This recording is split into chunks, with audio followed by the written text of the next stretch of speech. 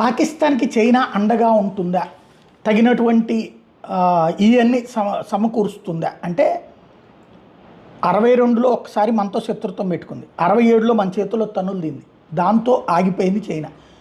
గ్వాదరో ఇది మొన్న జరిగినటువంటి గాల్వన్లో ఇవన్నీ కూడా చిన్నపాటి కన్ఫ్రంటేషన్, అంటే అది సలామీ స్లైడింగ్ అని కొద్దిగా దూరం రావటం, కొంచెం ఆక్రమించుకోవడం. ఇదివరకు కాంగ్రెస్ టైంలో ఆ తర్వాత వెనక్కి పొమ్మనమంటే 10 కిలోమీటర్లు ఆక్రమించుకుని 6 కిలోమీటర్లు వెనక్కి వెళ్ళి మిగతా 4 కిలోమీటర్లు అది ఆక్రమించేసుకుని అట్లా కంటిన్యూ చేస్తుంది. అట్లాంటి దానికి ఒప్పుకునేవాళ్ళు. ఇప్పుడు మనం అట్లా ఒప్పుకోవాలి. గాల్వన్లో ఎక్కడి నుంచి వచ్చారో అక్కడికే వెనక్కి పంపించాం. అది ఇప్పుడు ఉన్నటువంటి తరం కాబట్టి ఇప్పుడు సాధ్యం కాదు.